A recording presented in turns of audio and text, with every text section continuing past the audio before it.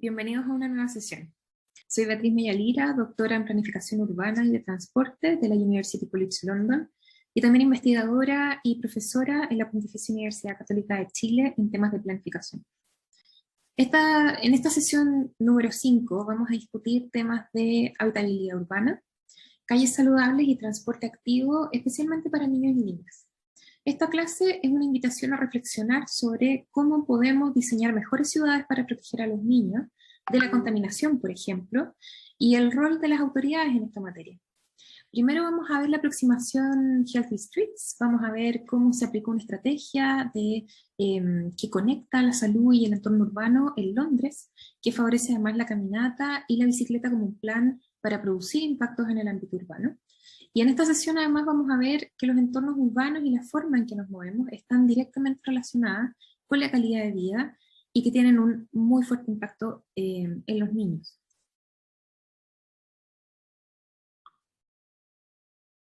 Esta clase entonces es una invitación a reflexionar sobre cómo podemos diseñar mejores ciudades para proteger a los niños de la contaminación y también ver cuál es el rol de las autoridades o de organizaciones competentes en esta materia.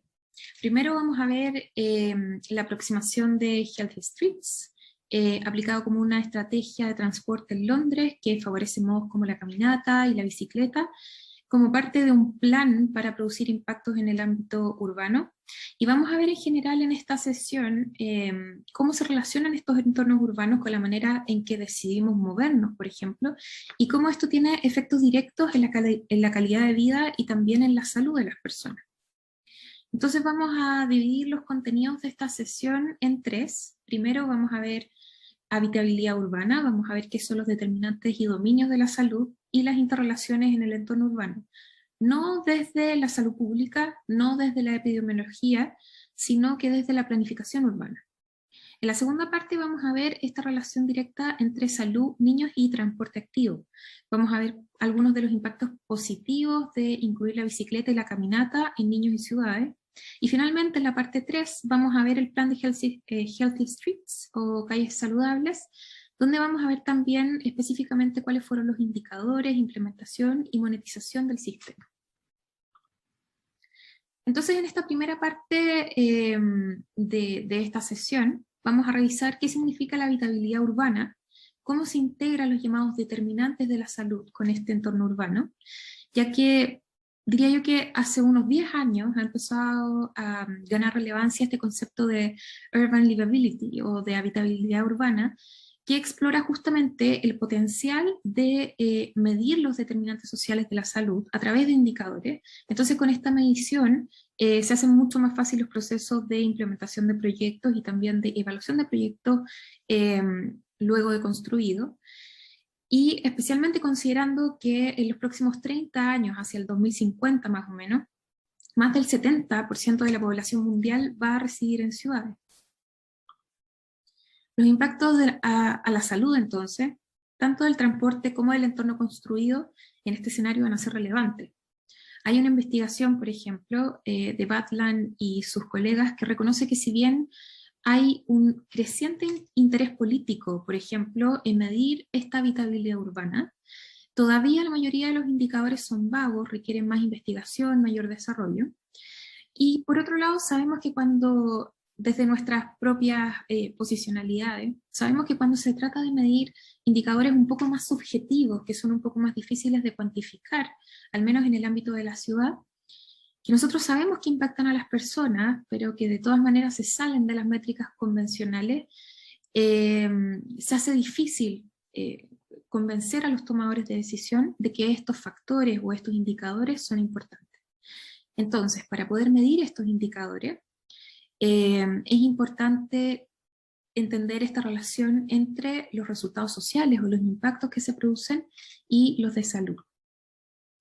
Hoy día, por otro lado, tenemos más evidencia de cómo las malas densidades residenciales, la mala conectividad, por ejemplo, la falta de mix de usos, el acceso deficiente a espacios públicos, por ejemplo, falta de infraestructura de transporte, falta de servicios, falta de trabajo, falta de espacios de comercio, todo eso en la ciudad pasa a estar asociado negativamente con resultados en la salud, de quienes viven esas carencias en el fondo.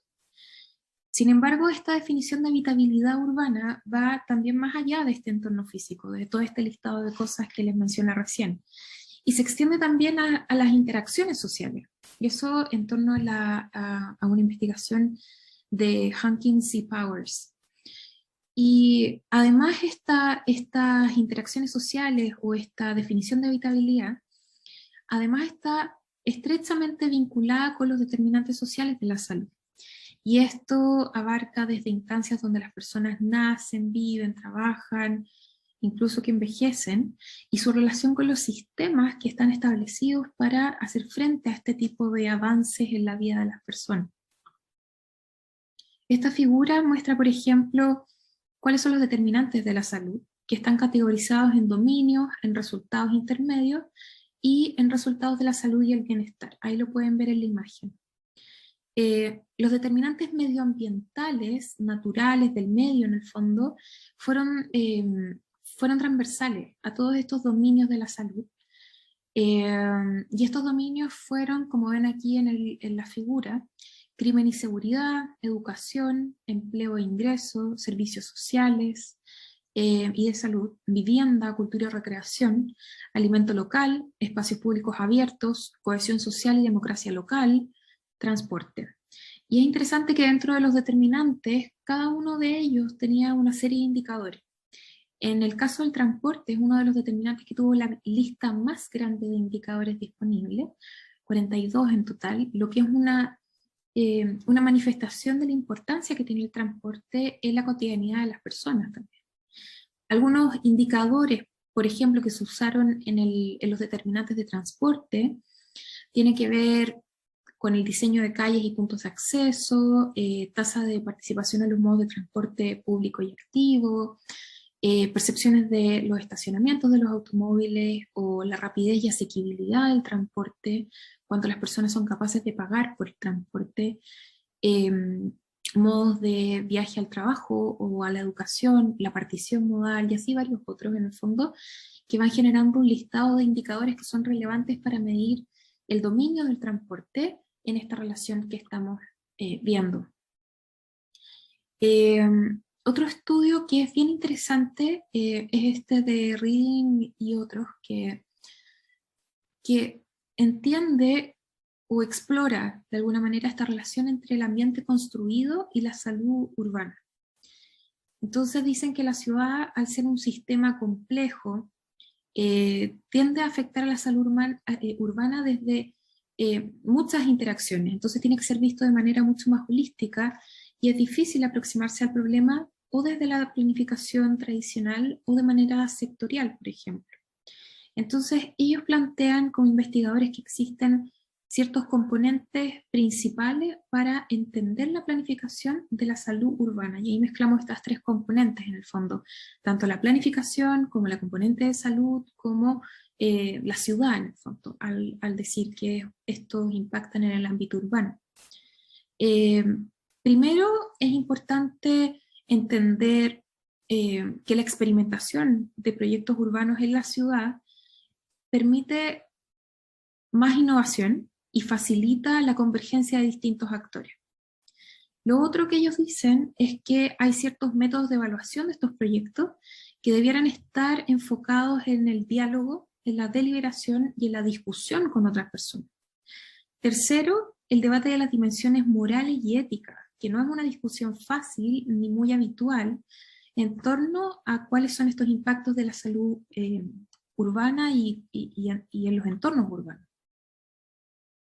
En este mismo estudio que les comentaba, se evalúan las ventajas para la salud de las personas, pero no se determinan únicamente por factores biomédicos o factores epidemiológicos, que son los que estamos habituados a escuchar cuando hablamos de cómo la salud afecta a los individuos, sino que están planteados desde también la planificación y la gestión de la ciudad. Por ejemplo, hay una inclusión explícita de factores que ustedes pueden ver acá en el diagrama, que tienen que ver con el agua potable, el saneamiento de agua, la contaminación del aire urbano, que es algo que vemos particularmente en profundidad en este curso, y la contaminación del aire al interior, tanto de hogares como de establecimientos educacionales, Y todo esto converge en una serie de proyectos urbanos. Entonces todos estos factores son parte del mismo problema y parte también de la misma solución. En este cuadro, por ejemplo, yo destaqué en amarillo, si ustedes se fijan, el transporte que deriva de esta construcción de infraestructura y que impacta directamente en la calidad del aire, en el ruido, y yo diría que también en la actividad física, como vamos a ver un poquito más adelante. Todo esto interconectado con varios otros elementos, como el sistema de la oferta y demanda de energía, los impactos negativos resultantes, y también con las enfermedades crónicas, o daños físicos incluso, o violencia como resultado de siniestros viales. Entonces, el transporte motorizado permite que las personas puedan acceder a empleo, a la educación, a la salud, nos permite reunirnos con familiares, con amigos, pero tiene también una serie de consecuencias importantes, tanto en la calidad de vida como en la salud de las personas. En este diagrama ustedes pueden ver, este diagrama es de Lucy Sanders, quien ha creado la aproximación de Healthy Streets, y el diagrama muestra cómo los impactos negativos del transporte motorizado, como la inactividad física, la contaminación ambiental, las colisiones y siniestros viales, la baja accesibilidad, por ejemplo, todos ellos impactan en distintas dimensiones de la salud humana, como la diabetes, la obesidad, el cáncer y en varias otras. Y para que la planificación del transporte sea eficaz, finalmente, debe integrarse con la planificación en el uso del suelo, la vivienda, el medio ambiente y la salud. Y todo eso es parte, de nuevo, de la investigación que les mostré al principio de Badland y sus colegas. Y por otro lado, hoy día también nos encontramos en que cuando pensamos en la movilidad y asociamos directamente al uso del auto, por ejemplo, que esta automovilidad donde estamos centrando la principal manera de movilizarnos en la ciudad, sobre todo en las ciudades que han crecido de manera extendida y sobre todo en las ciudades latinoamericanas, que el auto ha sido el principal ítem de consumo individual. Así, ha sido también símbolo de estatus. La gente quiere comprarse un auto, quiere tener un auto, y lamentablemente el auto ha sido también centro de la planificación del transporte por décadas, por esta misma razón, porque la gente lo usa y lo quiere usar. Y a pesar de las nuevas tecnologías, que tenemos autos eléctricos, vehículos autónomos, estos impactos del auto han sido realmente profundos, desde impactos ambientales eh, como sociales, impactos en la salud, impactos en la equidad territorial. Entonces, en la medida que estos impactos vayan siendo también más evidentes, hoy día ya lo son, pero que además sean más evidentes para la ciudadanía en general, la agenda de transporte va a ir enfocándose cada vez más hacia una transición para poder usar alternativas más amplias de movilidad distintas a la del auto. Y con esto vamos a pasar a la segunda parte de esta sesión. Bienvenidos entonces a la segunda parte de esta sesión. Vamos a revisar aquí cómo la salud de adultos y niños se ve impactada positivamente por la inclusión y el fomento del transporte activo, y particularmente en el caso de la caminata y la bicicleta. Mejoras en la salud mental, física, reducción de emisiones e impactos a nivel de género, a nivel de labores de cuidado, por ejemplo, son algunos de los beneficios que vamos a revisar. Los vínculos entre la ciudad y la salud han sido bastante evidentes con todo esto de la pandemia. Hemos visto recientes estudios, varios nuevos estudios que muestran que las poblaciones más vulnerables al final van a ser las más afectadas o han sido más afectadas por la pandemia, ya que las condiciones de hacinamiento, por ejemplo el tamaño de la vivienda, el tamaño de la familia, el tipo de trabajo que tienen las personas al interior del hogar, las distancias que ellos tuvieron que recorrer en transporte público, todo eso determinó cuán vulnerable la familia fue al contraer el coronavirus.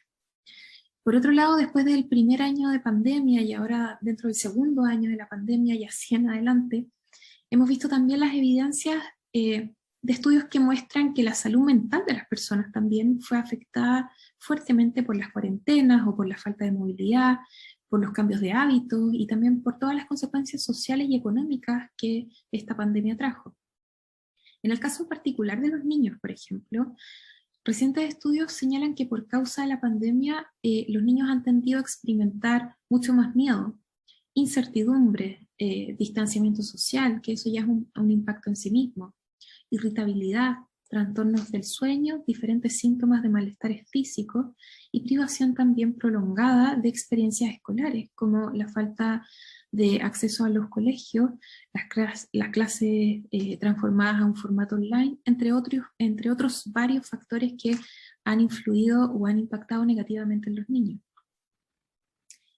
Y en la dimensión social y laboral esto también ha sido estudiado en el último tiempo para establecer relaciones significativas entre el contagio del virus y la forma en que las personas se desplazan, por ejemplo, hacia sus lugares donde trabajan. Una reciente investigación en el contexto colombiano de Guzmán y sus colegas ha demostrado que los grupos de menores ingresos han tenido mucho menos posibilidades de mantenerse, por ejemplo, en la figura de cuarentena o de aislamiento. Entonces ellos han tenido que ir a trabajar a pesar de las restricciones del gobierno. Por lo tanto, las medidas que ellos han adoptado o las medidas que han sido adoptadas a nivel gubernamental afectaron en mayor medida a estos grupos de menores ingresos. Estos resultados a la vez podrían ser extrapolados a varias otras ciudades, no solamente en el contexto colombiano, sino que varias otras ciudades latinoamericanas, ya que tenemos similares problemas de equidad que no están resueltos y similares maneras en que la pandemia impactó. En contraste, el transporte activo se transformó en una alternativa económica en comparación con otros modos de transporte, y la construcción de infraestructura ciclista ha sido también, como las ciclovías de emergencia, ha sido mucho, mucho menos costosa que en el caso de la infraestructura de vehículos motorizados. La bicicleta en realidad tiene una muy larga, pero no suficiente probablemente, tradición de ser relacionada a beneficios en la salud, y se convierte en una oportunidad del desarrollo sostenible de las ciudades. Y además, se asocia a reducciones del riesgo de la morbimortalidad relacionada con enfermedades no transmisibles. Entonces, tenemos de nuevo estas dos caras de la movilidad urbana. Tenemos la movilidad urbana que ha sido fuertemente afectada por los últimos sucesos, pero también que ha sido principalmente a través del transporte motorizado y podríamos decir que principalmente en el transporte público, que ha sido el modo que más han evitado las personas. Pero por otro lado tenemos la bicicleta, que ha sido de muy fácil fortalecimiento, porque ha sido muy barato levantar ciclovías de emergencia para estos fines, y además eso se suma a todos los beneficios de salud e impactos en el bienestar de las personas que tiene este modo de transporte. Entonces en el fondo como que la balanza empieza a inclinarse muy favorablemente al uso de la bicicleta. Entonces esta intensificación del uso de la bicicleta y también otras formas de movilidad sostenible que han ido emergiendo en este tiempo, los scooters eléctricos y varias otras formas de movilidad bien innovadoras que han ido surgiendo, son fundamentales al final para el éxito de las ciudades. Por otro lado, la movilidad sostenible se refleja muy evidentemente en esta conexión entre salud y contaminante y las ventajas para el fortalecimiento físico y beneficios para la salud mental. Estudios muestran, por ejemplo, que el transporte activo permite participar habitualmente de la actividad física y que además permite en el largo plazo ir reduciendo los índices de obesidad de la población, que es otro de los factores a nivel de salud urbana que son súper urgentes. Sabemos además que la bicicleta para ciertos grupos, o caminar y andar en bicicleta, puede llegar a ser la única forma de que las personas se comprometan con una rutina diaria de ejercicio, por falta de tiempo y por falta de espacio y por falta de oportunidades de poder hacer otro tipo de ejercicio. Entonces puede ser la única actividad de ocio que se realiza además en la semana. Entonces tenemos que puede potencialmente ser una combinación entre salud, ocio, recreación y bueno, salud física en términos de la obesidad que se puede reducir. Para el caso del grupo de adultos mayores, que muchas veces se piensa que no son el foco de las políticas que giran en torno al fomento de la bicicleta, esta puede reducir riesgos importantes asociados a enfermedades crónicas, como ya habíamos señalado anteriormente, pero también depresión, ayuda con las enfermedades cardiovasculares, ayuda a reducir la diabetes, la presión arterial, la reducción de la obesidad, permite reducir incluso el cáncer y la mortalidad. En el caso de adultos mayores, los beneficios de la bicicleta impactan en el incremento de la masa muscular, en la reducción de fracturas, mejoran su velocidad de caminata, en el fondo refuerzan sus músculos, reducen el Alzheimer y la demencia, previenen además el deterioro cognitivo y la discapacidad. Pero ¿qué pasa en niños? En los niños, además de todas las condicionantes clave que ya hemos señalado, en los niños la bicicleta mejora la capacidad cardiorrespiratoria, mejora la fuerza muscular, mejora su calidad de los huesos, impacta positivamente también en la insulina que ellos producen y en esta relación masa muscular versus grasa. De nuevo pensando que los efectos de la obesidad infantil también son profundamente importantes y urgentes de atacar. Por otro lado, el transporte activo trae también beneficios sociales. El transporte activo aumenta las interacciones que las personas tienen y hay un aspecto que ha sido menos investigado, pero que de todas maneras hay bastante evidencia y toma cada vez más fuerza, que es cómo la salud mental se ve beneficiada por el uso de modos activos. Porque se reduce el estrés, se reduce, pasa a ser un modo de transporte de disfrute para llegar también a las actividades diarias.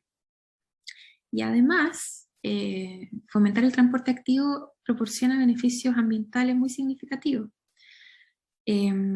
Hay una reciente investigación de Brandt y colegas, muy, muy reciente, que determinó que una persona que cambia su auto por la bicicleta 200 días al año reduce sus emisiones de CO2 en 0,5 toneladas al año. Entonces esto ya empezamos a ver cómo ciertas mediciones que pueden ser cada vez más sofisticadas y más pertinentes también para ser integradas en la discusión son muy relevantes para poder producir estos cambios, no solamente a nivel de la política pública, sino que también de la percepción de la ciudadanía en torno a la importancia de estos temas. Como último punto, pero no menos importante, la movilidad activa tiene un fuerte impacto en la equidad de género. La bicicleta es un instrumento que permite, especialmente para viajes cortos, viajes mucho más diversificados. Permite una variedad de actividades que tiene, por ejemplo, en el caso de la mujer, y además de los cuales varios de estos viajes están encadenados, que también es parte de la evidencia que existe todavía insuficiente también sobre cuál es la movilidad particularmente de la mujer. Facilita la bicicleta los viajes de cuidado cuando, en casos en que la infraestructura sea adecuada, como vemos en la foto, por ejemplo, cuando vemos calles favorables para andar en bicicleta, la bicicleta puede ser ocupada como un modo para desplazarse con los hijos o con otras personas que la mujer en general, que tiende a tomar este rol de cuidadora, tiene que hacer. A pesar de todo esto, menos de un cuarto de los viajes en bicicleta son hechos por mujeres en ciudades latinoamericanas. Entonces, del total de viajes hechos en bicicleta, estamos hablando que solamente el 25% como mucho están hechos por mujeres. Y esta brecha es absurda, es incómoda y claramente es algo que debemos superar. Hay aspectos que ya hemos estudiado y que nos falta, por supuesto, estudiar en mayor profundidad, que tienen que ver con los entornos urbanos y factores del bienestar subjetivo que impactan significativamente las experiencias de las mujeres ciclistas en Latinoamérica. Pero hemos detectado que el aspecto de la seguridad es muy, muy, muy relevante. La importancia de la luminaria, por ejemplo, de las infraestructuras ciclistas en buen estado, en el fondo que el pavimento sea de fácil uso, de la segregación con los modos motorizados y también un tema de seguridad personal asociada al uso del espacio público por parte de la mujer, que es distinto al uso del espacio público por parte del hombre. Hemos explorado también, pero probablemente no suficientemente mucho, las dimensiones subjetivas de la vida y hemos descubierto que la bicicleta impacta positivamente en sensaciones de libertad, de autonomía, de bienestar, de autoestima. La movilidad entonces no es género neutral. Mejorar la infraestructura y comprender las barreras para el uso de la bicicleta, especialmente para la mujer, no son solo fundamentales sino urgentes para un escenario mucho más sostenible. Por otro lado, mejorar las condiciones de infraestructura para que tanto la caminata como el uso de la bicicleta sean factibles para viajes laborales es urgente de ser comprendido también por los tomadores de decisiones. Este es el fin de la parte 2, porque pueden por lo que pueden pausar el video unos minutos o seguir directo a la parte 3 sobre casos prácticos de implementación de planes de movilidad activa.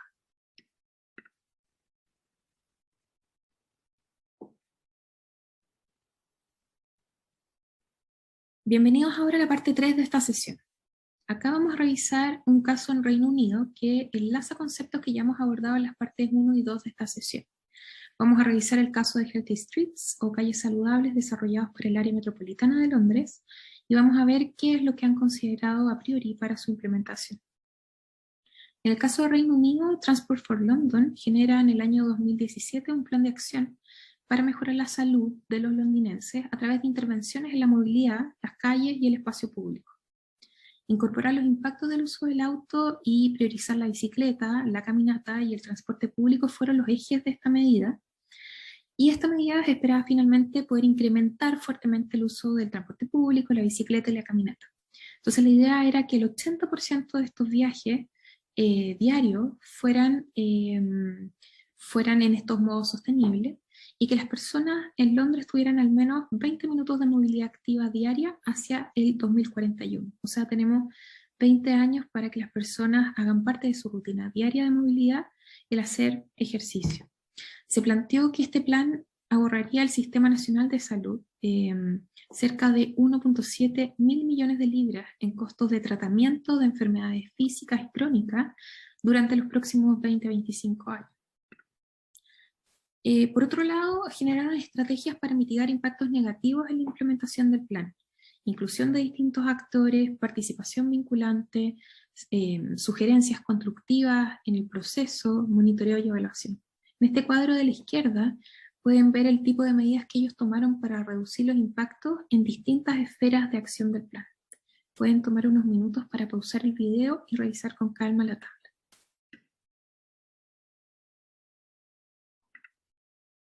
En cuanto a la medición de los impactos de salud, determinaron que una persona que camina o anda en bicicleta por 20 minutos al día reduce riesgo significativamente de tener diabetes, enfermedades cardíacas, fracturas de cadera, depresión, Alzheimer, incluso reduce el cáncer y las probabilidades de muerte por enfermedades.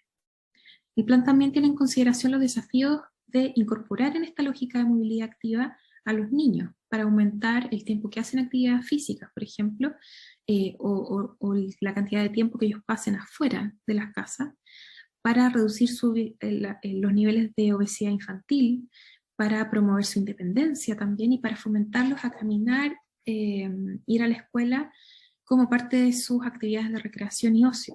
Por otro lado, tenemos potenciales adultos que también van a tomar estas alternativas en el largo plazo. Lo importante acá, para entenderlo como un ejemplo que podamos eventualmente transferir a nuestro contexto, es quiénes van a ser los beneficiarios y para qué.